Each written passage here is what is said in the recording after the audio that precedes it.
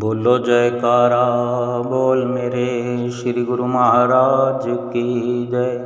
सभी गुरुमुख प्रेमियों से सप्रेम जय सच्चिदानंद। आप प्रगटे इस जगत में जीव काज संवारने, शब्द नाव बनाए सुंदर दुखद जीव उबारने।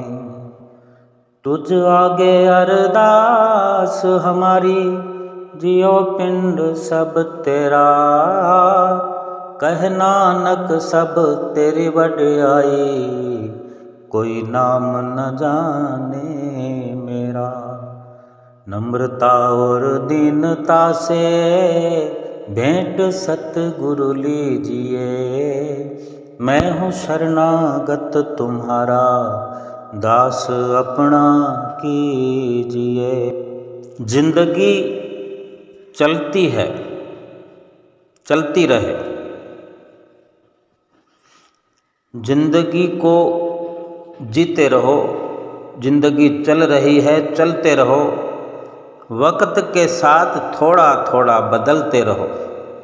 राह मुश्किल भी निकल जाएगी, ठोकरें खा के भी थोड़ा संभलते रहो। अंधेरा तो जुगनुओं से भी घबराता है, सूर्य न भी हो तो चरागों की तरह जलते रहो। उम्र भर कोई यहाँ पर साथ नहीं देता, अकेले होकर भी थोड़ा थोड़ा हंसते रहो। कोई खुशबू कोई स्थिति ऐसी नहीं जो जिंदगी भर एक सी रहती हो। छोटा सा जीवन है तुम्हारा, छोटे से जीवन वाले फूल बनकर महकते रहो।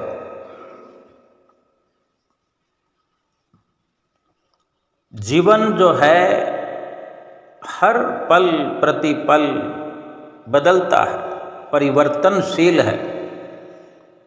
पूरा संसार परिवर्तनशील है। संसार की हर स्थिति एक जैसी नहीं रहती। कभी राह मुश्किल हो जाती है, कभी आसान हो जाती है। वो एक ही सफ़र है जो हम कर रहे होते हैं, तो उसी सफ़र में कभी आसानी, कभी मुश्किलें, कभी परेशानी, कभी दुख। जैसे आकाश का इतना बड़ा रूप है,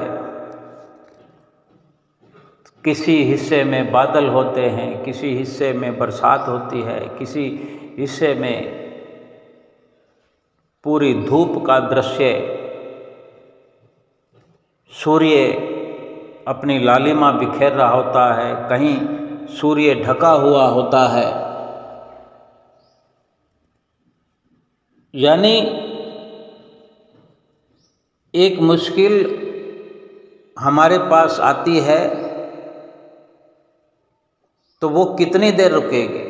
आखिर उसको अपना डेरा कूच करना पड़ता है, फिर कहीं और चली जाती है, फिर हम मुश्किल से बाहर आ जाते हैं। फिर कुछ समय बाद किसी और रूप में मुश्किल आती है, कोई कठिनाई आती है, कोई परेशानी आती है, कोई ठोकर लगती है। ये सब चलता रहेगा जीवन भर। ये हमारी आँखों के सामने हमें देखना है, अनुभव करना है। अपने सफ़र को रोकना नहीं है, विचलित नहीं होना। और एक बड़ी बात समझने वाली कि पूरा जीवन कोई हमारा साथ दे दे, बचपन से लेकर अंतिम श्वास तक कोई साथ दे, हमारा साथ देता रहे, देता रहे, ये मुमकिन नहीं है। अपने आप को अकेले देखकर, अकेले समझकर ही हंसना मुस्कुराना हमें सीखना चाहिए और हंसना मुस्कुराना चाहिए। क्योंकि जब अकेले आए हैं और अकेले जाना भी है, तो फिर अकेलेपन को ही समझने की कोशिश करनी चाहिए कि ये अकेलापन क्या है। विशेषता जीवन की ये है कि जीवन में अच्छाइयों का एक एक तिनका चुनकर जीवन रूपी मकान का निर्माण करना चाहिए। फिर भी अगर कहीं भूल हो गई, अच्छाइयाँ चुनते चुनते अगर कोई बुराई का बीच में प्रवेश हो गया, तो याद रखो बुराई का एक हल्का सा झोंका भी उन अच्छाइयों को चुन चुन कर बनाए हुए महल का निर्माण किया हुआ जो होता है, बुराई का एक झोंका उसे मिटा डालने में काफ़ी होता है। भूले से भी बुराई को ग्रहण नहीं करना चाहिए। भजन में गाते भी हैं कि जितने प्रेमी तेरे मैं सबनों शीश झुकावां, किसे दे अवगुण कदे न वेखां, गुण लय झोली पावां। यानी प्रभु से भी प्रार्थना करें कि ये प्रभु मुझे ऐसा बना दो, मेरा जीवन ऐसा कर दो कि जितने दुनिया में तेरे प्रेमी हैं, तुझे चाहने वाले हैं, तुझे प्यार करने वाले हैं, मैं उनसे गुण ले ले करके फलता फूलता रहूं, मैं उनको नमन करता रहूं, सबको शीश झुकाता रहूं जो तुझसे प्यार करते हैं। ऐसे गुरमुख प्रेमियों के साथ मेरा संपर्क बना दो, ऐसा संपर्क बना रहे ताकि मैं उनसे अच्छाइयाँ ग्रहण करता रहूं और भूले से भी किसी के अवगुण लेकर अपनी झोली में न डालूं। सतगुरु से प्रार्थना करें, ऐ सतगुरु मेरे दिल में इतनी ममता भर दो कि हद न रहे, यानी कोई किनारा ना हो मोहब्बत का। आपसे ऐसी मोहब्बत करूं मैं, ऐसा सच्चा हार्दिक विशुद्ध प्रेम करूं कि कोई किनारा ना रहे, क्योंकि जहाँ किनारा होता है, किनारे के बाहर फिर उलझन होती है, फिर मुश्किलें खड़ी होती है। यानी कोई ऐसी सीमा ना रखो, असीम प्यार करता चलूं आपके पावन चरणों में, मेरी ऐसी लगन लग जाए कि कोई हद न रहे। विश्वास करने की ऐसी ताकत मुझे दे दो कि फिर कोई शक न रहे,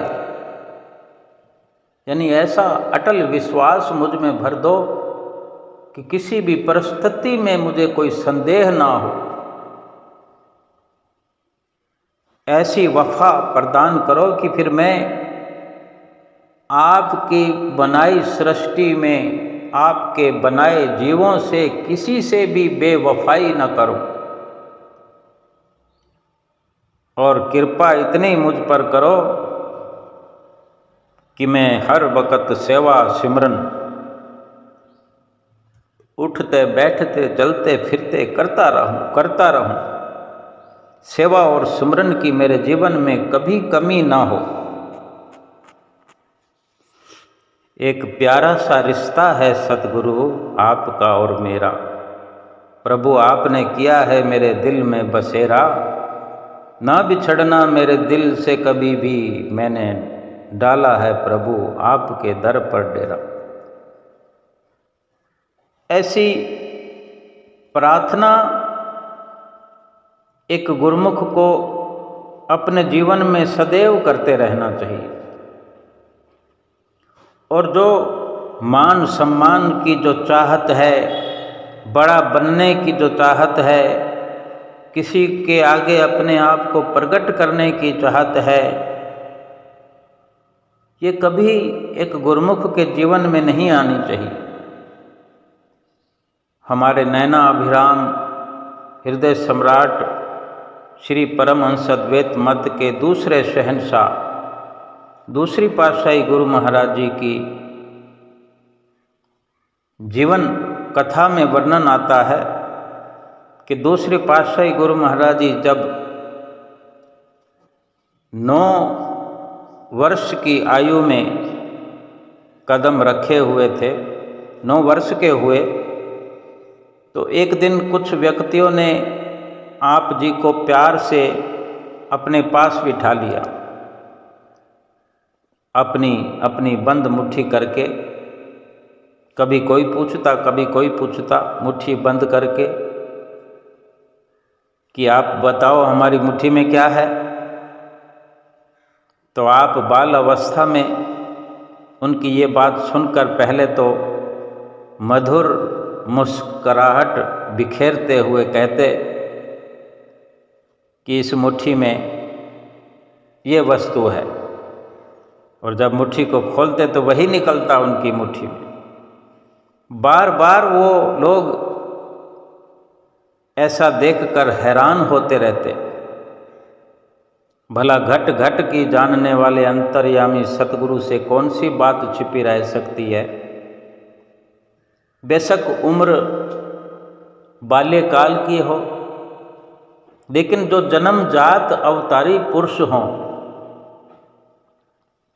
उनकी सिफत तो बाल्य अवस्था में ही झलकती है। इस प्रकार कई समय तक ये लीलाएं होती रहीं और लोग आप जी से इस प्रकार जानकारियां हासिल करते रहे और आपका साथ प्राप्त करते रहे। लेकिन श्री गुरु महाराज जी को इस प्रकार, क्योंकि जब आप सच्ची बात बताते थे कि इस मुट्ठी में यह है, तो फिर लोग बढ़ चढ़ करके प्रशंसा करते थे। आपको प्रशंसा सुनना अच्छा नहीं लगता था, इसलिए आप प्रशंसा करने वालों से दूर रहते थे, दूर भागते थे, बचते रहते थे।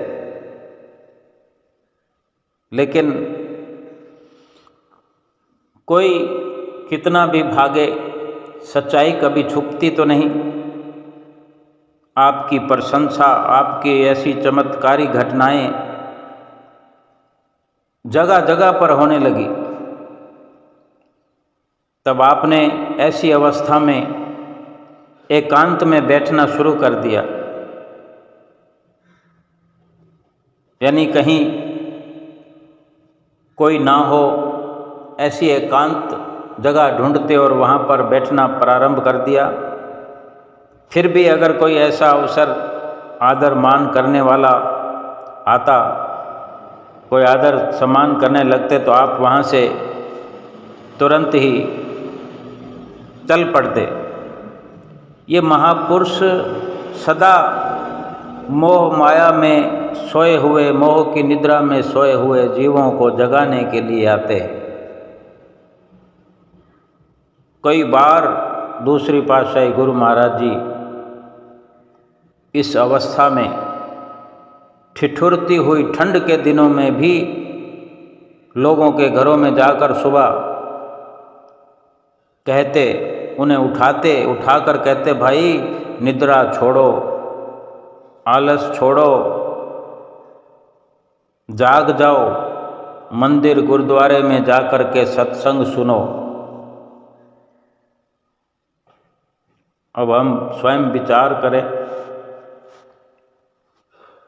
कि वक़्त के महापुरुष ही इस दुनिया में आते हैं और बाल्यकाल से ही अपनी लीलाओं का हम पर ऐसा खास असर छोड़ते हैं कि उनकी लीलाओं से हम प्रेरित होकर के भक्ति की राह पर अग्रसर होते हैं। हमें इस जीवन में चलना सिखाते हैं, भक्ति परमार्थ की राह पर चलाते हैं। संसार में भी किस प्रकार के साथ जीना है, ये भी हमें बखूबी समझाते हैं। एक पंचम पातशाही गुरु महाराज जी की पवित्र लीला है कि श्री गुरु महाराज जी जैसे कि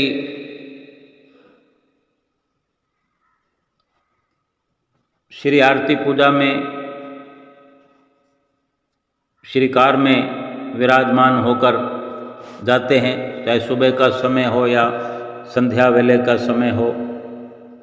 एक गुरुमुख लड़का था जो अंदर सेवा करता था, तो श्री गुरु महाराज जी के कमरे में उसकी सेवा होती थी। बड़ा भागों वाला वो प्रेमी लड़का था कि इतनी नज़दीकी किसी भागों वाले प्रेमी को ही मिलती है। सुबह शाम की आरती के लिए जब श्री कार में सवार होकर श्री गुरु महाराज जी श्री आरती के लिए श्री मंदिर जी में जाया करते, तो उसके पश्चात वो लड़का भी अपनी सेवा को समेट करके श्री आरती में जाया करता था।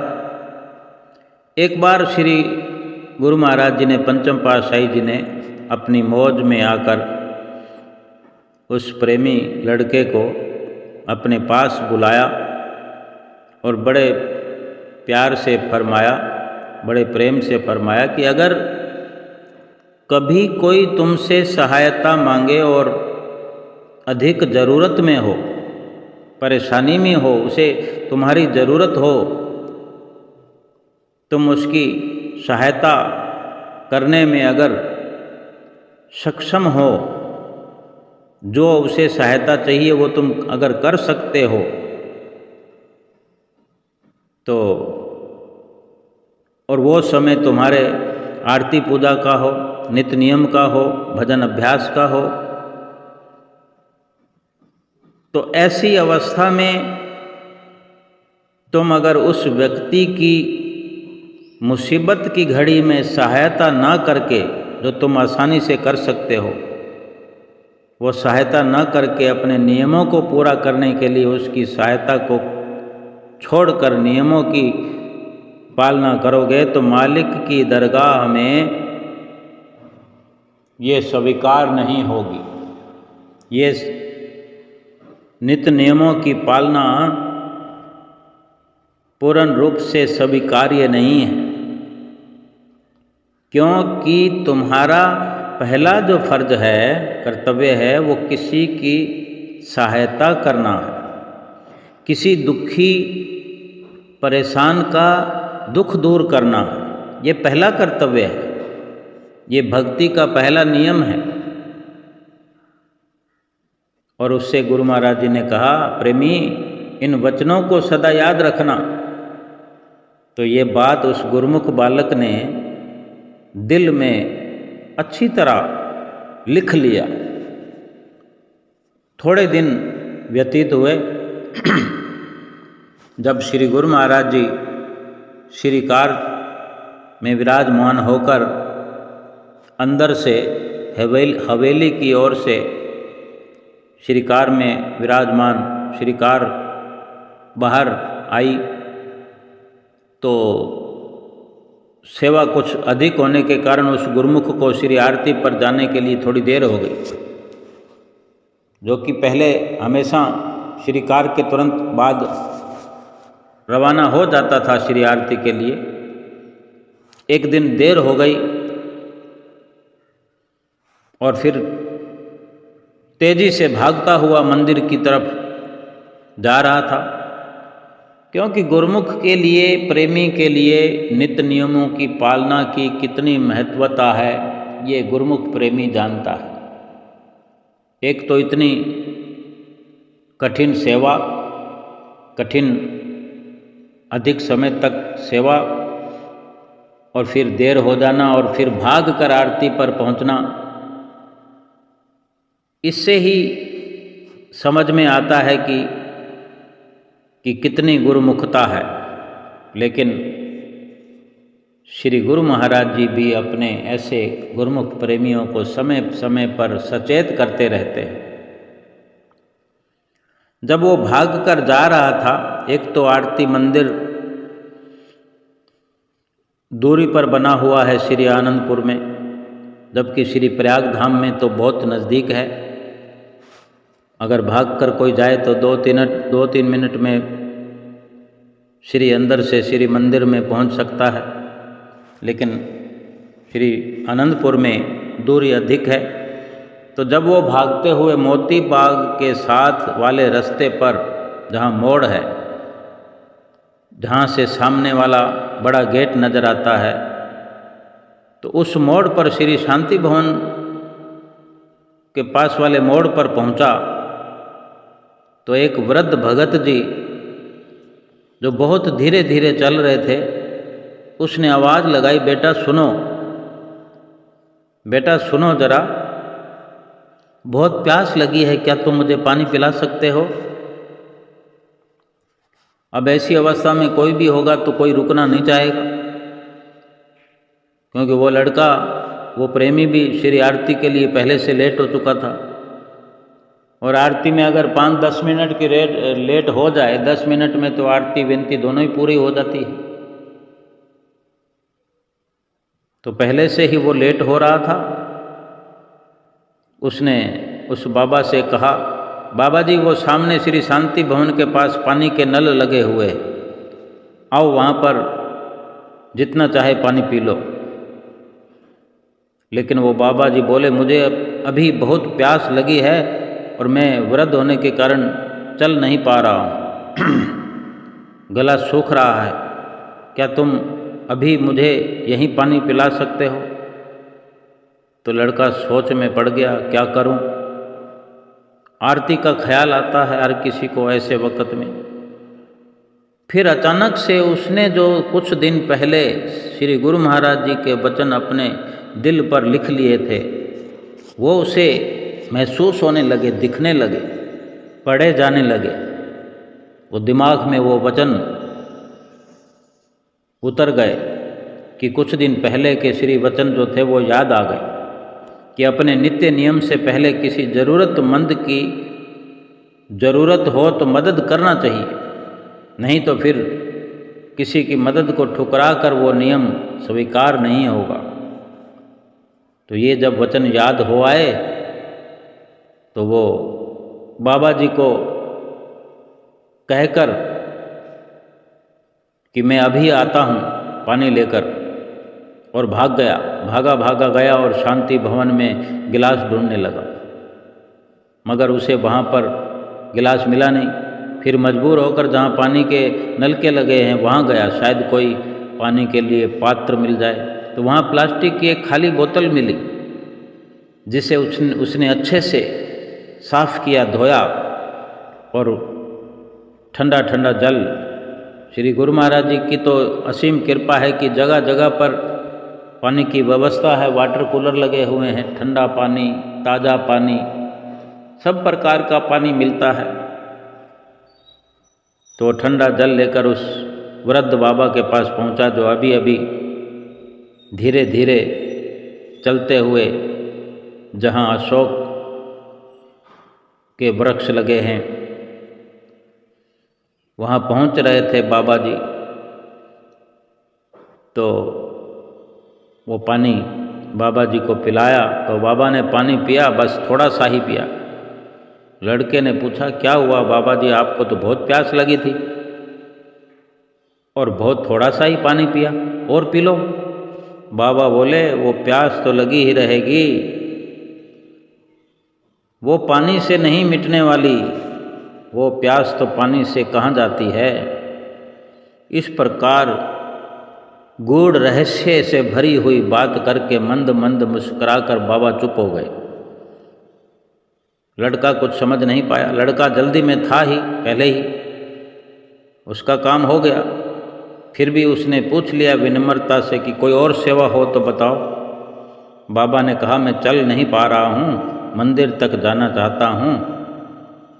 अब लड़का इसमें असमर्थ था। उसने कहा, अगर मेरे पास कोई गाड़ी होती, स्कूटी, मोटर बाइक, साइकिल कुछ होती तो मैं आपको बिठा के ले जाता। तब बाबा ने कुछ नहीं कहा। और लड़का फिर वहाँ बाबा को नमस्कार करके आगे चलने लगा दौड़कर। जो ही चलने लगा तो उसका ख्याल आया कि 2 कदम आगे दौड़ने पर ही ख्याल आया कि ऐसे लग रहा था कि उसको अंदर से कोई आवाज़ आई है। अंदर से उसे महसूस हुआ कि ये कोई श्री गुरु महाराज जी तो नहीं इस रूप में मेरे साथ लीला रचा रहे हैं। ऐसा ख्याल आते ही पीछे देखा। जो ही पीछे देखा कि वहाँ तो कोई भी नहीं था। फिर तो उसने रुक गया, उसको आरती का ख्याल ही उसका हट गया और सोचने लगा, इधर देखा उधर देखा। जो चल नहीं सकता भला वो कहाँ भाग जाएगा। फिर वो थोड़ा ढूंढने की भी कोशिश करने लगा कि कहीं इधर उधर। ये तो उसके ख्याल थे, लेकिन सीधी सी बात है, जो चल नहीं सकता वो भागकर कहाँ जाएगा। कितनी देर होएगी, आधा मिनट भी नहीं हुआ। 4 कदम चला होगा और उसने पीछे देखा तो पीछे कोई नहीं था। तो फिर उसे समझने में देर न लगी कि इतनी जल्दी गायब हो जाना किसी का, ये इस बात का प्रमाण था कि वो श्री गुरु महाराज जी ही थे, जो कुछ दिन पहले दी हुई उस गुरमुख बच्चे, गुरमुख बालक को जो सीख दी थी, तो आप उसका परीक्षण कर रहे थे, परीक्षा ले रहे थे कि गुरमुख कितना अमल किया करते हैं। वो गुरमुख प्रेमी बालक इस बात से संतुष्ट था कि आज श्री गुरु महाराज जी के वचनों पर वो यथा योग्य चल पाया, जैसे भी सही। लेकिन उसने नित्य नियम से पहले किसी लाचार की मदद को उचित समझा, अपना कर्तव्य समझा, सतगुरु की आज्ञा व मौज पर चल पाया। तो फिर रात को जब दर्शन खुले, उस वक़्त में रात को दर्शन खुला करते थे, और जब दर्शन खुलने वाले होते थे तो दर्शन हाल के किवाड़ बंद हुआ करते थे। आज तो हम देखते हैं कि अभी प्रयाग धाम में कुछ समय से श्री गुरु महाराज जी विराजमान थे, तो भी इतना अरसा हमें दर्शनों का अवसर मिला। तो श्री दर्शन हाल 4 बजे खुल जाता है, उसका ताला गेट खुल जाता है। 5 बजे श्री गुरु महाराज जी आकर सिंहासन पर विराजमान होते हैं। उससे पहले सभी गुरुमुख अपनी सुविधा के अनुसार दर्शन हाल में हाजिर होते रहते हैं, अपनी जगह चुन कर के आसानी से बैठते जाते हैं। लेकिन उस वक़्त दर्शन हाल जब बाहर भीड़ लग जाती थी गुरुमुख प्रेमियों की दर्शन हाल के बरामदों में, तब दर्शन हाल खुलते थे और गुरुमुख प्रेमी दरवाज़ों के आगे कभी इस दरवाजे के कभी उस दरवाजे, क्योंकि निश्चित नहीं होता था कि पहले कौन सा दरवाज़ा खुलेगा। गुरुमुख प्रेमी हर कोई भाग भाग करके सतगुरु के दर्शन करने चाहता है। सतगुरु के दर्शनों का क्या महत्व है, ये एक सतगुरु का सेवक प्रेमी गुरुमुख ही जानते हैं। तो जब रात को दर्शन खुले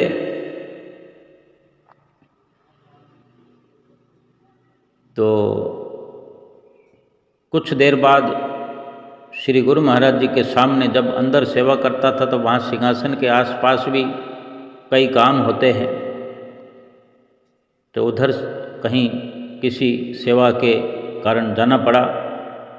तो श्री गुरु महाराज जी ने देखा और उसने भी श्री गुरु महाराज जी को दर्शन करने की इच्छा से जो देखा, एक झलक देखा, तो श्री गुरु महाराज जी मुस्कुरा रहे थे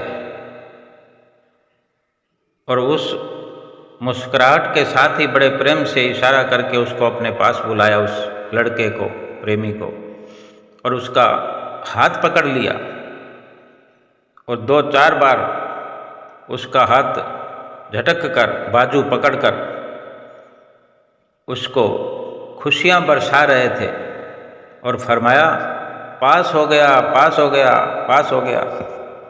बस इतना ही कहा और गुरुमुख प्रेमी ने, उस कम उम्र के प्रेमी ने श्री गुरु महाराज जी के आगे दंडवत प्रणाम कर दिया। उसको हुक्मनामा देकर गुरु महाराज जी ने उठाया, बहुत आशीर्वाद दिया। अब ये हमारे महापुरुषों के इशारे जिस भी प्रकार से हमें मिलते हैं, ये हमारे लिए, हम सब के लिए एक सीख मिल रही है कि हमें सबके काम आना चाहिए। ज़रूरत के समय ज़रूरतमंद की मदद करनी चाहिए। अगर हम आसानी से किसी का दुख दूर कर रहे हैं, अगर हम दरबार में रह रहे हैं, दरबार में आए हुए हैं, दरबार में ही एक मर्यादा है, और कई बार ऐसा अवसर होता है जब सत्संग समाप्ति पर दर्शन हाल की जो दर्शनों का कार्यक्रम समाप्त होता है, भीड़ के अंदर हम भागे जा रहे होते हैं, कईयों को हमारे धक्के भी लग जाते हैं, तो हमें खासकर मदद करने से पहले तो ये ध्यान रखना चाहिए कि हमारी वजह से कोई उलझन में ना फंस जाए, हमारी वजह से कोई गिर ना जाए, हमारी वजह से किसी को धक्का ना लग जाए, किसी का दिल ना दुख जाए। मदद करने की बात तो इसके बाद आती है। मदद करने के लिए समय चाहिए होता है, लेकिन समय से पहले हमारी विचारधारा हमें ऐसी शुद्ध बना कर के रखनी चाहिए कि ये श्री गुरु महाराज जी के वचन हमारे लिए होते हैं कि हमारा कर्तव्य हमें याद दिलाते हैं। और हम यदि किसी का थोड़ा सा भी दुख दूर करते हैं, क्या हो गया अगर किसी को हाथ पकड़ अंदर से बाहर निकाल दिया, दर्शन हाल से बाहर ले आए, भीड़ से बचा कर ले आए, या बाहर से किसी को हाथ पकड़कर बुजुर्ग को अंदर ले गए, उसको सुरक्षापूर्वक, सुविधापूर्वक बिठा दिया दर्शन हाल में, तो ये कोई बहुत बड़ी बात नहीं है, लेकिन सतगुरु की प्रसन्नता होती है। अगर किसी की इस प्रकार मदद करते हैं, सतगुरु के वचनों की पालना करते हैं, तो इससे भक्ति बनती है, और जहाँ जहाँ भक्ति बनती है वहाँ वहाँ सतगुरु का आशीर्वाद मिलता है। सतगुरु का आशीर्वाद जिसे मिलता है तो सतगुरु की प्रसन्नता भी मिलती है। अब सतगुरु की प्रसन्नता मिल जाए, सतगुरु का आशीर्वाद मिल जाए, भला और क्या चाहिए। सतगुरु की प्रसन्नता पाने के लिए ही तो ये सब प्रयास गुरुमुख करता है। कभी कुछ अड़चन भी आ जाती है, किसी से कुछ क्रोध करना पड़ जाता है, अगर ऐसी अवस्था भी अगर आ जाए, क्रोध करने से पहले अनेक बार हमें विचार करना चाहिए। अगर क्रोध नहीं करेंगे तो जीवन अमृत बन जाएगा। कि कई बार हमें किसी का टिप्पा लग जाता है, किसी की वजह से धक्का लग जाता है, तो हमें क्रोध आ जाए, बजाय क्रोध करने के, बिना क्रोध के ही वो क्षण हम व्यतीत करें, जीवन अमृत बन जाएगा। अगर क्रोध को नहीं छोड़ेंगे तो जीवन बोझा बन जाएगा, बोझा। दूसरों को दुखी करना नहीं, दूसरों को दुखी करके जो सुखी रहने की अभिलाषा करता है वो स्वार्थी होता है। आलस को त्याग कर सदैव सचेत रहिए। अगर आलस को त्याग करेंगे, क्रोध को दूर करेंगे, सचेत होकर रहेंगे, सफलता हमारा द्वार खटखटाने लगेगी। महापुरुष फरमाते हैं कि किसी अच्छे से तो हर कोई अच्छाई करता है, अच्छे के साथ तो अच्छा व्यवहार हर कोई करता है, लेकिन बुरे से भी अच्छाई करने वाला ही सही मायने में गुरमुख होता है, संतों का सेवक होता है, सज्जन पुरुष कहलाता है। जैसे फरमान भी है, भलियन से ती भला करे,